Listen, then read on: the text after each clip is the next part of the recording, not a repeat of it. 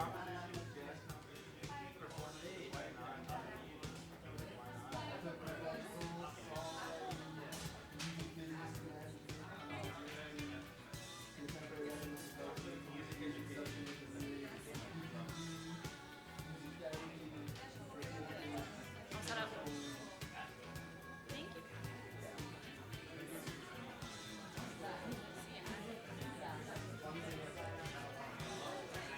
I don't.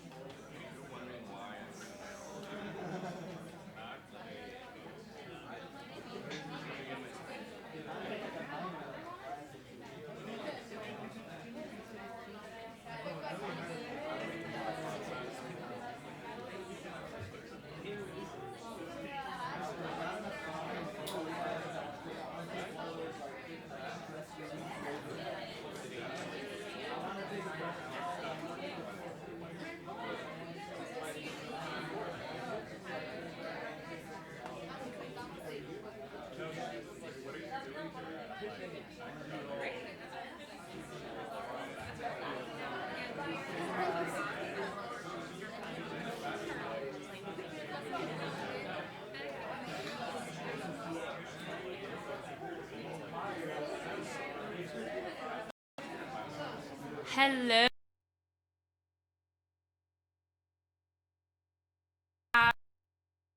Two things off the table over there. If you haven't, please do so now. Natasha will be over there being able to assist you before we get started. Cool. Hello, everyone. My name is Alyssa Hensel. I'm an academic advisor. I've been the one spamming you with emails about coming to today's event. So thank you for actually first signing up and then coming. And then this is my lovely colleague. Hi, Catherine Henser. I'm Assistant Director of Academic Advising, and I work closely with Alyssa. So we're going to go through basically how to register for next semester, what to expect, because guess what? You get to pick who your classes are with, who the teacher is. Maybe not take that 9 a.m. class if you're smart. Okay, cool. So we're going to get started. Great. And so everyone will have noticed that table by the door, and some of our amazing SAMs, they're helping you out. So did everyone get this planning your second semester schedule worksheet? It has some helpful links and resources that we're going to go over during the presentation, things like where you can find your academic advisor, or where the link is to register for classes, and other things pertinent to what we're going to talk about too. And the second thing is probably like the mad dash everyone was doing, the major grid document. You notice they're double-sided. So I happened to pick the music production and engineering grid just for show. One side is degree, the other is diploma, and we're going to explain that a little bit more too. And I know when you're all looking at the different choices, some of you may have grabbed 10 of them, maybe you grabbed one. That's just a rough idea for how to outline your schedule. But the nice thing is with going into your next semester, there's options that you have. So we're going to help you through those options. So if you're sitting there going, oh no, I have like these 4 different grids, which one should I follow? Don't worry about it. We're going to give you some ideas moving ahead.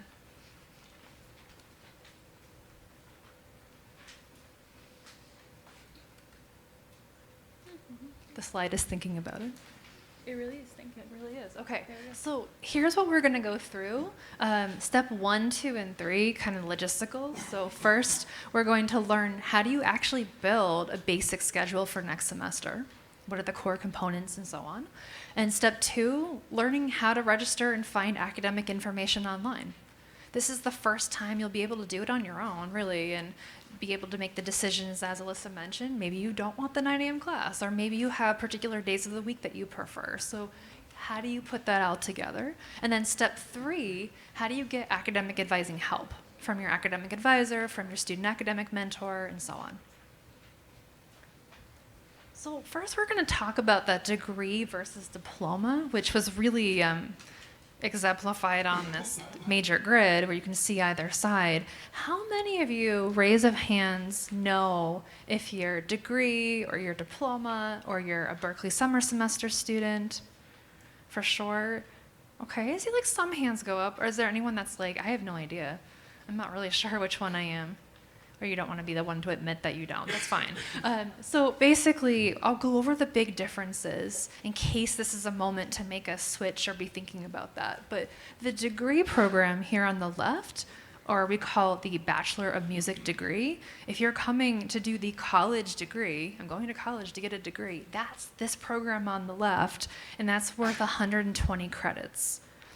And so the difference is with the diploma, the professional diploma program, there's 96 total credits, and that will play out a little bit differently on some of the choices that you make each semester moving forward.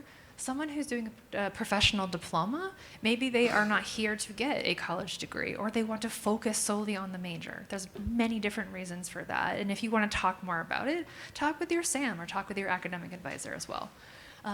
And also, let's see, we've got, most important thing, both programs take a full 8 semesters to graduate. And a lot of those semesters depend on the major, so we're going to look into that a little bit more. Okay, so the degree program, you have 16 credits per semester, and I might move out of the way, I feel like I'm in the way of the screen, but 16 credits is your maximum, versus diploma, 13 credits is your maximum. And you'll notice the difference is really in liberal arts. So say someone is aiming for the degree and they're going to be taking these liberal art classes over the course of time. That's a 3-credit course. That's the difference. Otherwise, the other basic components will be fairly similar between the two of them. 12 credits is your minimum for full-time for everyone, especially for international students. You'll know that especially. You can't go below 12 for your F1 visa. And if you want to graduate on time, it's kind of hard to see here, but on the lower left-hand screen, for a degree, you might want to maintain 15 credit to 16 credit minimum. 15 exactly will get you graduating on time. And of course, if you're a Berkeley summer semester student, we have some great summer programs this summer, and some of you may be part of that program. Just follow along with the program that you applied to. That could be the degree, it could be the diploma, and then we'll move ahead from there. Yeah, so from here, we're going to talk about the 3 components that make up a good schedule. That begins with your core music, liberal arts, and then major exploration. For the degree students, you're going to want a good combo of those 3. For the diploma students, you're going to, like Catherine said, there is not as many liberal art classes that are a requirement, so you're going to focus more than on your major. And then the tool that we're going to be using today is that lovely major grid. So I just want you to pick one of them. If you pulled more, I want you to pull one of them up so that way we can follow along and you can kind of get an idea of what it looks like and how to read it. So a major grid is the curriculum for every class you need to take at Berkeley, organized by that major. You can find them at berkeley.edu, so that cheat sheet already has that link on there for you. For you guys, your catalog year is going to be 2018 F, which stands for fall. So if you started in fall, summer, or spring, that's your calendar year. So from here on out, that's your year, and don't forget it. How you kind of read through this is at the very top, with the orange circle up here, it shows 1 through 8. Those are the 8 semesters that you should be on campus. Then as you go down a semester, that tells you what specific courses you should be taking in that semester. Does that make sense so far? Now this column downwards goes through both the major, core music, liberal arts for those that you have it, and then general electives. Raise your hand if you understand. Yes, that's what I like to see. Awesome. Okay, so if you guys can take out a pencil, writing utensil, I don't care. I want you to start crossing off the courses you are currently in this semester. We're going to start doing some planning right now. You'll thank yourself later. Doing a little bit of the planning now, you won't be worrying about it later in the week when you go to register too.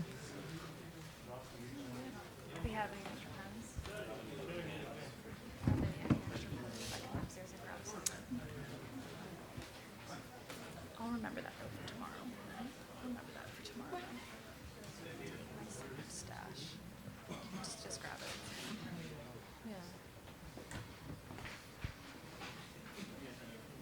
Yeah. What did you say about the year? Can you repeat that? Yeah, 2018 fall. So that goes for the calendar year. So an academic year at Berkeley starts fall, spring, summer, and then it restarts again in the fall. So since you guys started in summer 2019, your academic calendar year is in fall 2018.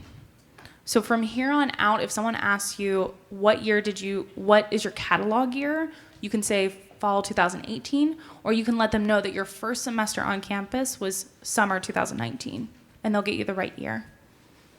That almost means like this document, depending on what grid that you pick, is always going to be the curriculum that you follow. And so I'd like to tell people, like, say you have a friend that starts in this coming fall 2019, they're going to follow the fall 2019 catalog because you want to keep following that year, and folks that are graduating might be the 2016 catalog year. That way you don't have to keep changing with the curriculum, and it kind of keeps it easy. Does that answer your question? What if it changes? That's the point, is that you have this one. So if it changes in the future, you follow this one from here until you graduate. What about if the new one is better? Then you would end up talking to the department chair about it. You'd have that conversation with them. Okay, so if you've scratched off the courses you're taking this semester, great. The next thing I want you to do is scratch off if you have had any transfer credits. So some of you might have had Intro to College Writing. You didn't get to take that this semester because you had AP credit or you took it at a college. I want you to scratch off those kind of things. If you tested out of ear training 1 or ear training 2 or harmony 1 or anything like that, scratch those off. The reason why is we want to see what you've completed thus far.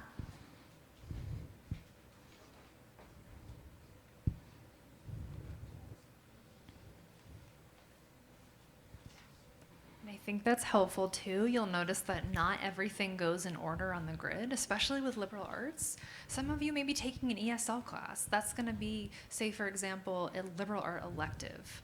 And in other words, others might say, oh, I have an AP credit for that intro to college writing, and you can scratch that off. Or maybe you have a history AP credit, and you can scratch that one off. You know? Okay. So as you guys are scratching through that a little bit, I'm going to keep going just so that way we stay on time. The real reason why we're having you scratch this off, it tells you exactly the next course that you would be taking in that category. Because if you look on the left-hand side, it says like PW 111 and then Harmony 2, and then it'll say Harmony 2 through 4. And it has each one in each semester. If you're already in Harmony 2, then next semester you should be taking...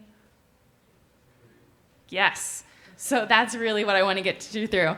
So you might want to be circling or highlighting some of the numbers so that way we can start counting credits as we go through as well.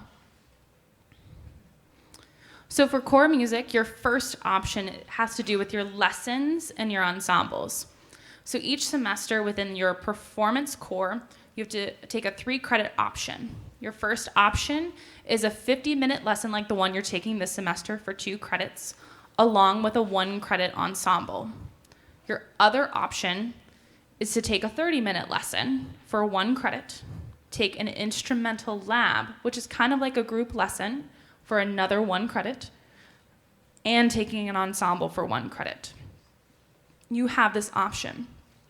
What I like to recommend, though, is that you realize that your second semester is your last semester to take a 50-minute lesson. That's the last time on campus. Even if you choose to do a 30-minute lesson your second semester, you no longer have that option from here on out.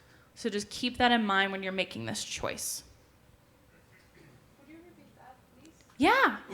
So you have 2 options. Option number 1 is taking a 50-minute lesson for 2 credits and taking an ensemble for 1 credit, making the 3.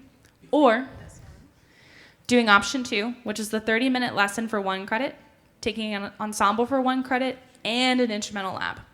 But you only have the option to take the 50-minute lesson in your second semester.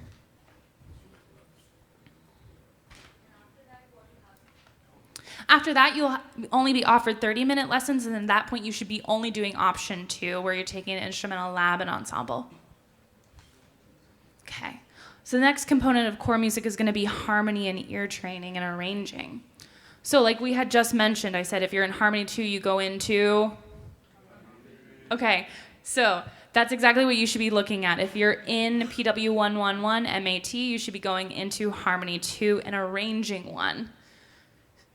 For arranging 2, if some of you are in arranging 1 this semester, arranging 2 is not required by all majors. So take a look at that, see if that's something on your major grid.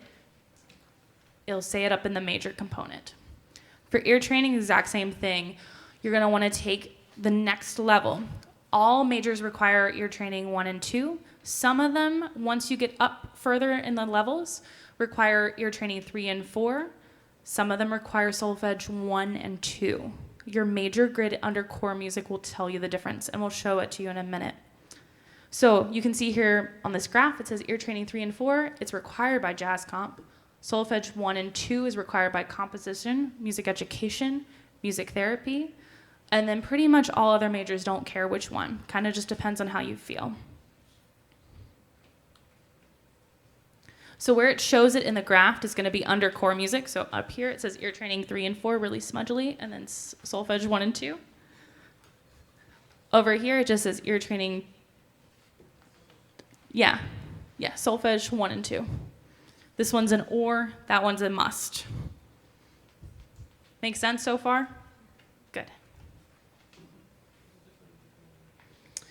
So the next component is adding that liberal art course. Pretty much every liberal art course on campus that starts with an L is 3 credits. There's only a couple that don't. You'll want to take at least one of those courses. So say if you're into in Intro to College Writing this semester. Maybe you consider take literature. Maybe you consider taking your visual study. Doesn't really matter as long as you're taking one of them. Diploma students, because you have such limited requirements with your liberal arts, you'll just want to take a look and see if any of them are required by your major. So the one example is if you're looking at the CWP major, they do require acoustics. So you'll want to take that course and make sure you take it sooner rather than later. Here's an interesting trick when you're looking at these grids. So if you're thinking about the order of the presentation, Alyssa went through the core music first, and then we're going to swing back to the majors a bit later. But those first two sections move in order. And the bottom two sections, liberal arts and electives, start off in order because there's some things you're going to need first semester and it's on the grid. But like Alyssa was saying, you can start to choose other liberal arts. The order doesn't really matter once you've completed college writing. Cool. So see here, we can see the difference between the film scoring and the music business. You can see where under film scoring, it doesn't care what math and science course you take. But under music business, they really do. They want you to make sure that you take the principles of economics and data management. So it will actually say the specific course if there is a specific course that's required for that component within your liberal arts.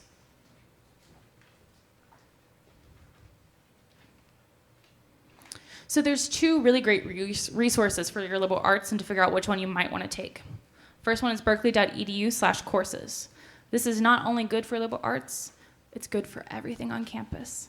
It tells you a lot of information.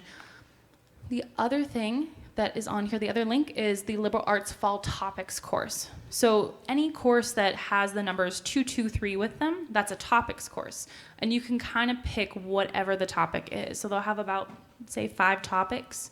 They're very specific. They're very focused. There might be one that really interests you, and you can take a look at that. For every course pretty much on campus, like Catherine said, that Intro to College Writing is essential. So if you haven't taken it yet, that might slow you down a little bit, but it's not bad at all. Everything counts on campus. So if you are in an ESL course, you'll want to take the next level of ESL until you can take that Intro to College Writing. And if you're taking ESL, remember that counts as liberal art elective. So you're actually going to the end of your liberal arts first, and then once you make it to college writing, then you move through that way. So folks that are taking college writing, great. If you're not, then you're going to make your way to that point, and you're not going to waste a lot of credits that way. Awesome. So this is what berkeley.edu/courses looks like. So we're going to go through some of the information on here. So I just put in LSOC course just to find one. I used the course code. It gave me the title, who the chair is, what semesters it's offered. The big thing is electable by, prerequisites. So electable by means who can take the course. So if it says anyone on campus can take the course.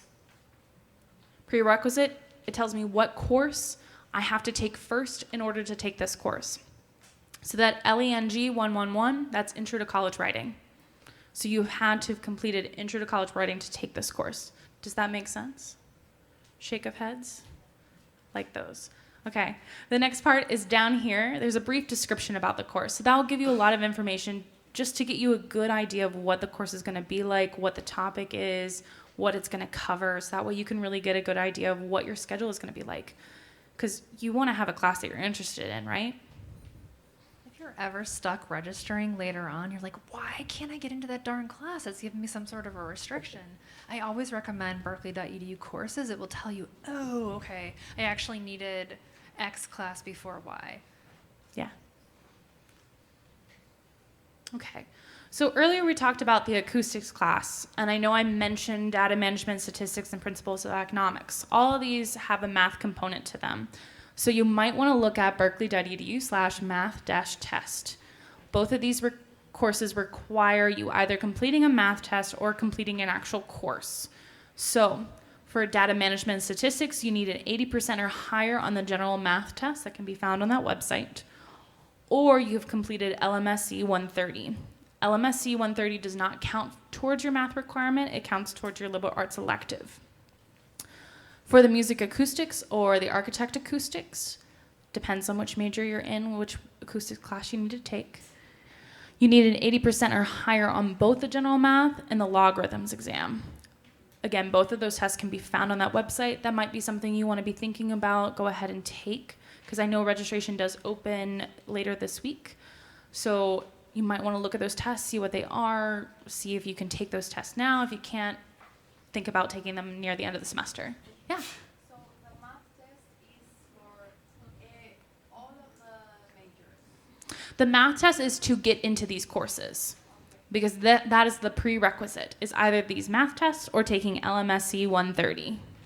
And a good way to tell, that's actually a really good question, is pick the grid that you're looking at right now under liberal arts and scroll down to the part that says LMSC. LMSC. And if it says, let's see, a very specific course, then you need to take the math placement test, basically. And some majors like CWP, EPD, MP&E, and music business are going to have a course that you need to take. Every other major will say something like any math or science. If yours says any math or science, then don't worry about taking the exam. The exam's only for majors that actually have LMSC, data management and statistics, or acoustics. Music therapy majors will see another one that doesn't require the math. And it will tell you on the grid. You look really closely at the bottom of it. Does that make sense? There's a lot of fine print, but we're going to try to highlight as much as we can of it. Cool. Okay, so let's talk about the majors, the fun part, right? This is the part that y'all are waiting for. So specific majors have courses that are essential to take in your second semester. So is anyone interested in film scoring? Cool. Guess what? Tonal harmony. Got to take that next semester. That's going to be really essential to you succeeding and getting into the major and being able to take those classes as soon as possible. So yes, that's something you're going to want to look at. So if you go back up to the top, you go to column 2, you kind of look and see what course is there. And if you're unsure of what major you really want to do, say you have like 2 in mind, say you have 10 in mind, kind of look at all of them and say, what is my strongest interest? What has a course in the second semester? Maybe I should consider taking that, so that way all of my options are open to me. And if you're still not sure, you can come find us at the end. So again, music education, that's another one. Music education and music therapy both have courses that start in the second semester along with film scoring. You can see those courses easily right there. Again, we highlight the berkeley.edu/courses. That way you can kind of take a look and see what those courses are all about and see if the major is right for you. And if you don't see any courses, like I said, you can just go and see what courses are available, test something out, see if you want to take maybe music business, film scoring, anything. Yeah. The test out, all the information is on the website. Yeah. Do you search credit by exam, Alyssa? What would you Yeah, search? are you talking about the math test here? Or just like test? Yeah. So for tonal harmony, basically any of the ear training, tonal harmony, regular harmony, you can test out of those. All of the departments have their own requirements. You can find that on berkeley.edu and just type in credit by exam or test out, and then the harmony or ear training, which will give you the pertinent information when they're offering those exams. So again, this is Jazz Comp. It doesn't have anything in the second semester. That's great. Maybe you consider, if you have room in your schedule, to take something else. So as you're declaring the major, you actually have to go and eventually talk to someone over in the department. So you might want to do some exploration in your second semester because you don't have to be declared until your third. So next semester, it's free range. You get to play around, see what you like to do. You can start your exploration by going to berkeley.edu/majors. It has all the majors there. It includes some basic information about what's expected of the major, what the learning outcomes, so what you're supposed to be able to walk away with having taken these classes and been in this major, along with the entrance requirements. Some of them require like a GPA. Some of them require a grade average in a class. It kind of just depends, so you'll want to check that out. And the next best thing is to actually go and talk to the people in the department. They want to talk to you. They want to find out what your interests are. They want to help you align your interests with what they have to offer in their department. So you can easily find these people by going to berkeley.edu/directory. And that's also where I like to plug in. You can use that tool to find any staff member on campus, their phone number, their email, where they're located at if you need help or assistance. You can even do berkeley.edu/majors as well.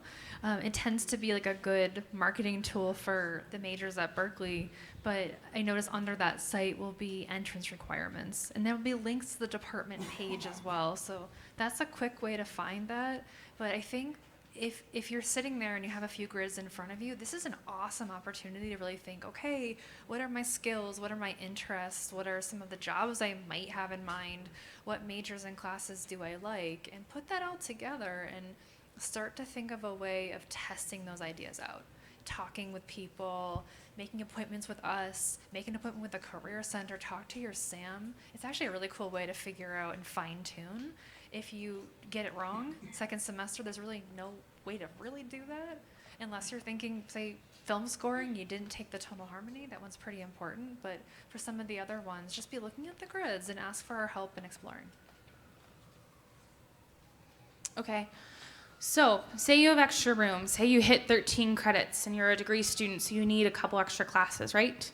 You might want to consider some of these options up here. You might want to consider MTech if you haven't taken it already or haven't tested out of it. Taking an instrumental lab now doesn't hurt to get a requirement done. Taking another liberal arts class if you love liberal arts and can do it now, because it'll save you from taking 2 or 3 in one semester, your final semester, where you want to graduate. Tonal harmony for those of you that are doing film scoring, or those of you that just have had experience in traditional theory, if you've had backgrounds, whether that's through piano or another classical instrument, that might be really easy just to knock that out of the way.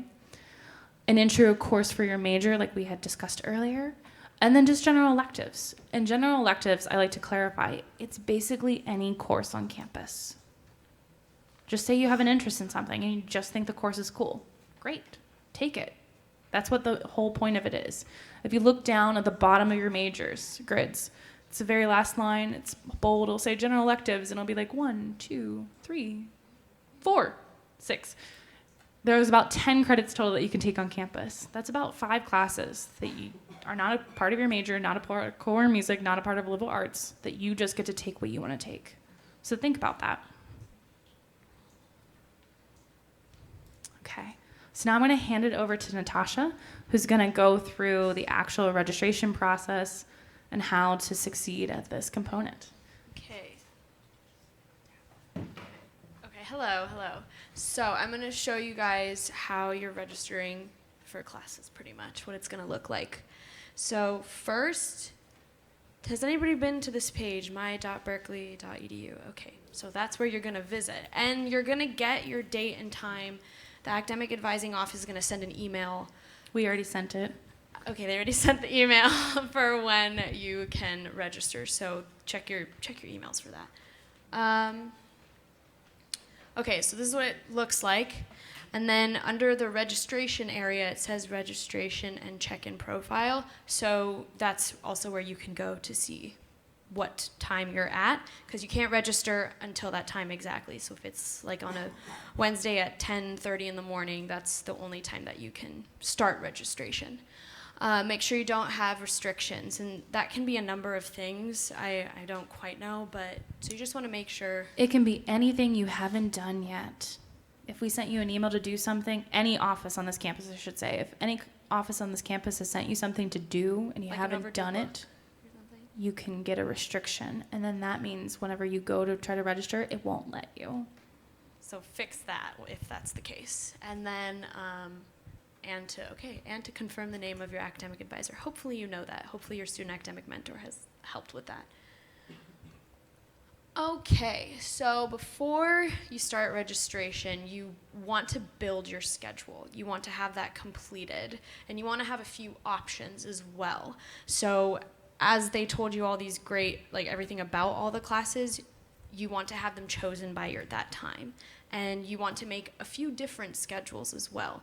Don't just make one, because what happens is it's kind of like who's been here a little longer, so somebody who's in their 6th semester is going to have an earlier time than you are. So a lot of, mainly for liberal art classes, you may not have as many options as you'd like.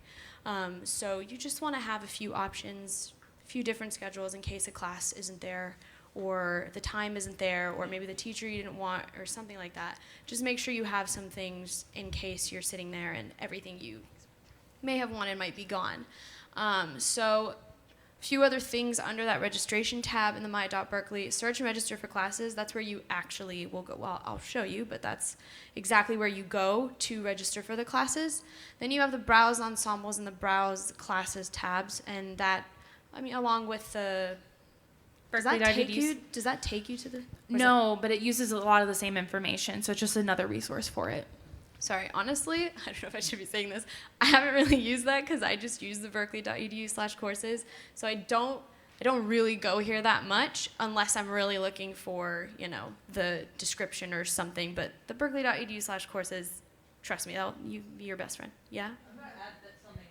Browse classes allows you to see individual classes, as in who you can take with that class. In courses, you can't see which professor is teaching. Yeah, you won't be able to see like the names and whatnot until you actually go and look for the classes, the search and register tab. So this is what it's going to look like when you click on the search and register for classes. So there's a few categories here that you're going to want to fill in. So obviously the subject, that means harmony, film scoring, or wherever you're going to be going towards. Your training, everything will be in that tab, and you're just going to scroll and it's going to have the name for you. And then the term, so you guys are selecting for fall 2019, so you want to make sure that that's what you're clicking on for the term, so you're seeing the actual available courses. And then generally that's all I do, but what can help is putting in the course number, because let's say you go and you put in harmony, and you guys are, let's say you're going to Harmony 3 instead of Harmony 2. They're going to show all the Harmony 2 classes first, and you're going to just have to keep scrolling until you find Harmony 3. So putting in the course number, not necessarily a section number, but at least the course number and everything, it'll narrow down the search a little bit. So this is what it would look like. Okay, so Harmony. So this is what it would look like when you get there and you click. So you have the course number and the section, so that's HR 112, that's going to show Harmony 2. And then you have the meeting information. So usually they don't have the rooms or building numbers quite yet because that gets decided later on, but it will show you the times. So it says, that one says T and then TH, that means Tuesday, Thursdays from 10 a.m. to 10:50. And then if it says W and F, that's Wednesday, Friday, or, so it's saying every Wednesday and Friday, every Tuesday, Thursday, this is when you're meeting. And then you have the teacher, so whoever that lovely teacher is, the status as to whether the class is open or not. So obviously if it says closed, then it means that there are no more seats available, so you need to go for the open one. So you can also tell that on the other column where it says capacity and availability. So it's showing the capacity is 15, and there is only one seat left, for example. So it'll show you the amount of seats that are left. That's something you can, though you may not be able to register specifically, but you can at least go and check back and see, like, if there's a specific class and be like, okay, there's still 10 seats available and my registration's in 2 days. I may be okay and I may be able to get that class. Then you have the credits, so 2 credits, 3 credits. I think the only 4 credit class is like MAT. So, and then the term, so that's what the term you're going for. It's going to say 2019 fall FA. So 2019 FA, just so you can make sure that, okay, I'm applying for the right course at the right time. And then the location, Boston campus, and for an undergraduate degree. And I assume, would it say that for diploma as well? Would it say undergraduate? So it says undergraduate just because that's the program that's offered, the course is offered for. So both professional diploma and Bachelor of Music are undergraduate programs. Okay, so as I was saying, the course section numbers to kind of help narrow down a search. So you have the HR 112, and then that 001, I believe, is specifically for the time and the teacher, correct? Yes. So you don't, if there was one that you specifically wanted and you're like just want to see if that's still available, you can type in all these things at the top. But again, if you're just trying to narrow it down to Harmony 2 or Harmony 3 or 4 or wherever you're at, just you can type in the HR 112 and I'll show you how to do that. So then only those courses will show. And then, so, oh, it says it right there. Huh. Yeah, pretty much what I said is down there, so I didn't even notice that. So yeah, the HR 112001 is just more, that gets really specific. And you almost don't want to be too specific. You want to see all the options you have. You don't want to be limited. So You'll just Yeah. want to have this information when you're making your schedule Yeah. for yourself. So that way you remember, oh, that's the one harmony class that I said was on Mondays that I could take because of this other class. yeah, it's going to help you make the schedule. It's going to help you to clarify and all that. But again, make more than one schedule. You will thank yourself for it. And I Trust me. think about it step by step too. Look at that grid first. And so say I'm looking at, say I'm taking music application and theory now, which is PW111, and I'm looking into the next column. It says AR111. That's the course number for arranging. So when you go and do that search, you could literally put in AR111 because you know that's the next one, and then HR112 is harmony 2. But for things where you're not sure which one you're looking for, like If you're just looking for liberal art or something, exactly, you want to look at all the options that you have. Yeah, definitely. Oh, okay. So helpful hints. Right. So like I said, make a couple schedules. I'm going to keep saying that the whole time. Make a couple schedules, because when you get on the day, you have no idea what's going to happen. You have no idea like what may or may not be available. You may be like fighting for that last spot. It can be stressful. Also, find like an organization tactic. I don't know if you like using Google Maps. I don't know if you like drawing or actually create. It's up to you, but have something visually that you can you see everything. The course number's there. You have the teacher, whatever you need, the days. If you like, however it is that you organize your life, do it. Yes.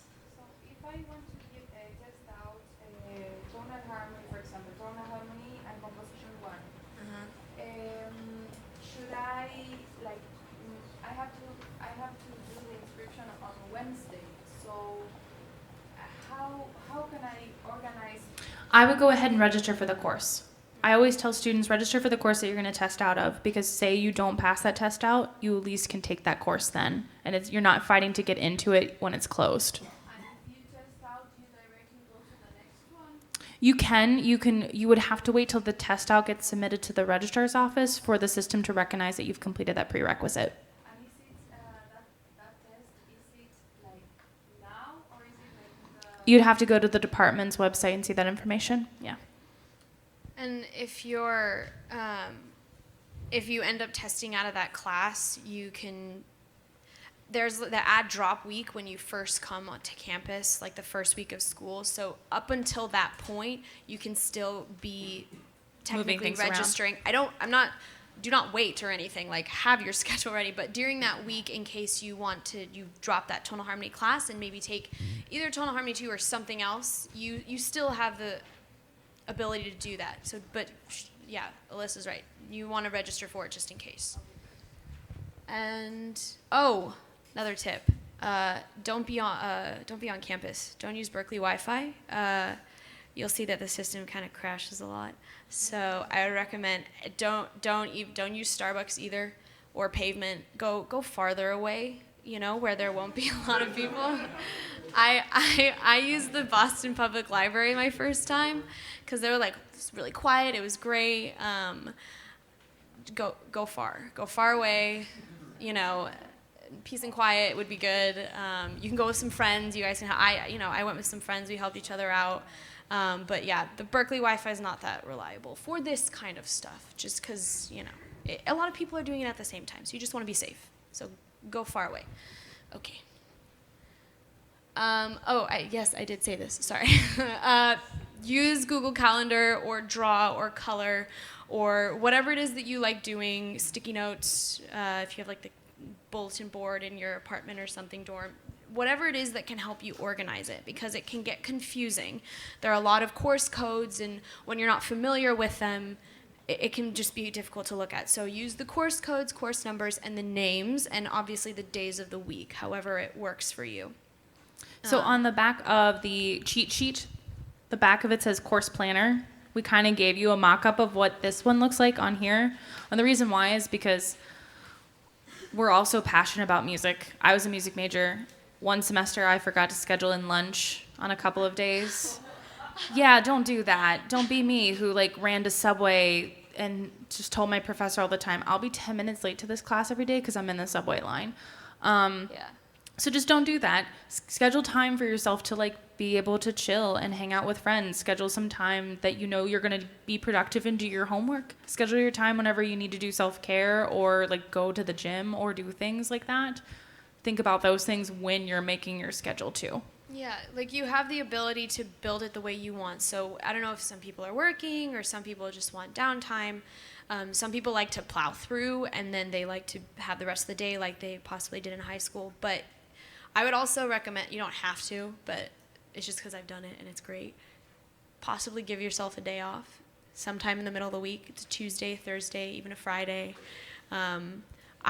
I also don't recommend this because my days were really long, but I was able to like suppress everything into 3 days, and that was great. I had a 5-day weekend, 4-day weekend. Sorry, I can count.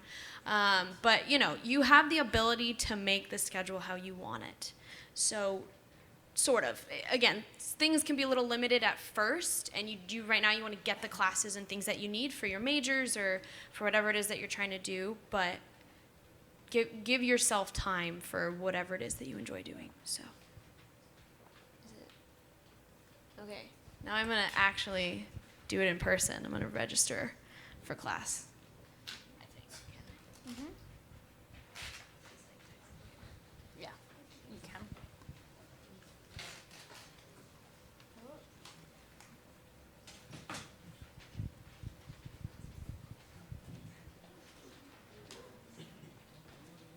Great.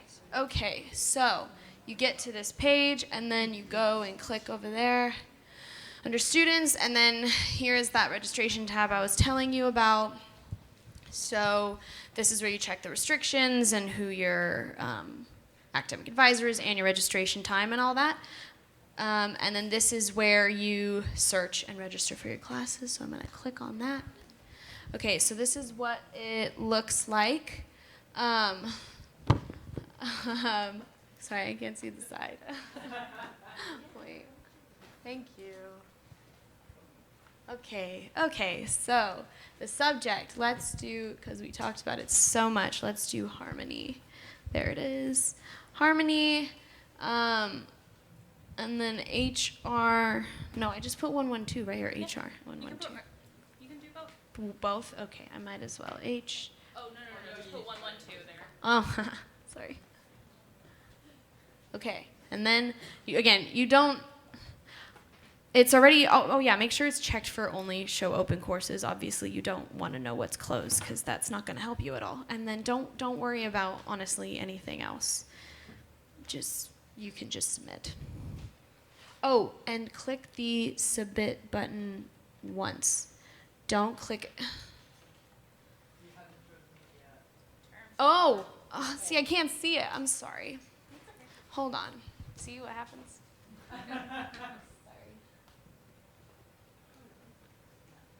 There it is. Okay, there we go. So the term. So click 2019 fall.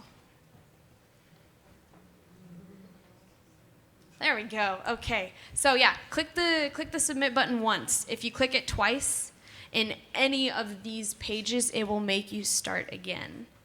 You can only click it, even if it takes 15 minutes, which has happened. 15 minutes to load. Just wait. Just, go on Instagram or something. So Harmony 2, Wednesday, Fridays, 4 p.m. to 5 p.m. And that's every Wednesday and Friday. And then you have the teacher, A. Mathis. It's open, and there is only 1 seat available. So the capacity is 15. There's 1 seat available for 2 credits. So if you like to do evening classes, then this would be the class for you. So I'm going to take that last spot. And you click the little box in the corner. Okay, it's highlighted, and then it's kind of hard to see right now, but it's going to have a little check mark in it. And then you're going to go down here, and you're going to click submit 1 time. And then make sure that it's showing up there. Sometimes something happens where that doesn't it just doesn't show up. So it's going to double check that that's the course that you want, make sure it's showing there. And then you're going to say yes, and you're going to, oh, and it says it right there. Do not click submit more than once or you'll be forced to start over. You don't want to do that because there's only one seat left. So do you think I can, we'll see if it works. Yeah, it should. Registration's open for you. Yeah, but I'm like, just, we're going to wait patiently. Do you have questions as we're waiting patiently? Oh, there it is. And, yeah, I'm registered. There it is. So it says it right there that I'm registered. If you're not registered, it's going to say not registered. So you want to make sure that it says registered and that you're in it. And then at the bottom, okay, you can't see it right there, but if you move it to the side, it's going to show you the credits. So right now, technically, I'd be like at 2 credits for the semester so far. And as you keep adding classes, it's going to add the credits to the bottom there. So you'll see when you're at full capacity of credits. The other thing I like to hint is, so she was able to successfully register for this course. Say she wasn't. There's going to be an error message, typically somewhere around this status meeting area. It's going to have a big, long message. You're not going to read it. Please read it. The reason why is because it tells you exactly what's going on and why. Okay? Yeah. So then you're going to say okay, because you're registered. And then it's going to take you back to this page, and then you start all over again for the next class for whatever it is that you're trying to choose. Yeah. Any questions? No. Great. Okay. That's it. Okay, so we're not quite done. We're just done with that little component of it. It's okay.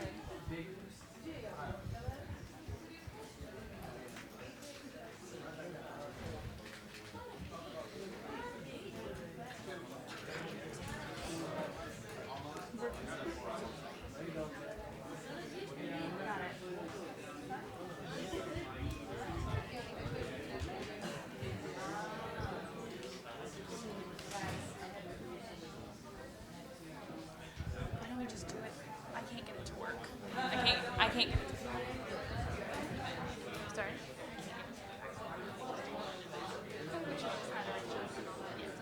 All right, and then I'll hand it over to you. Yeah. Okay. Thanks, everyone. So what we're going to do, I know we're heading closer to the 2 o'clock p.m. mark, and you probably have a class. But a few things. So one is how to come in for help, how to come in to check over your schedule, how to come in to talk about these things. So you have 2 great resources as part of your advising team. You have your academic advisor, that might be someone like me or Alyssa, or you have your student academic mentor, that could be someone like Natasha or like Matt in the back. And so basically, one option to see your academic advisor is you could go to berkeley.edu/academic advising. I almost said advising appointment, but academic advising. That's going to bring you to our website. And on our website, there are 2 ways to meet with us. One is scheduling a 30-minute appointment. And I believe, Alyssa, do we have 15-minute appointments coming up too? Right now they're not, but in the fall they would Amazing. be. So they're 30-minute appointments. You can actually pick your academic advisor's name and come in for 30 minutes, and you could talk about things like, can we review my schedule? I'm not sure what major to pick, and I want your help on that. Or I have some things, but I have a whole bunch of questions. Or I want to test out of a class. I wanted your help with that. What should I do? Where do I go? So anything like that could be great for your academic advisor. And right now, might be a little bit more basic stuff to move you forward. But if you have that stuff figured out and you want to plan ahead of some of your goals and dreams at Berkeley, we can do that too. But for now, it might be a lot about registration. We also have our drop-in hours, which are you guys like kind of planning on your schedule? I hear a lot of talking in the back. I want to make sure you can hear me. Thank you. So there's our academic advising drop-in hours, and that's every weekday afternoon, usually from 1 to 3 p.m., and you just drop in. Do you all know where our center is located? The 3rd floor. So 3rd floor of 921 Boylston.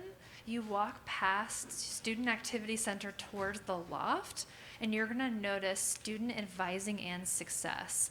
That's where our office is, and you can sign in and just do a drop-in. It's 5 to 10 minutes. It will be with any academic advisor, and it's just for a quick question, like, help, I'm trying to register and I can't seem to figure out this one thing, can I get your advice? Things like that. You also have your student academic mentor, and I know they're circling the room a bit, but does everyone know who their student academic mentor is?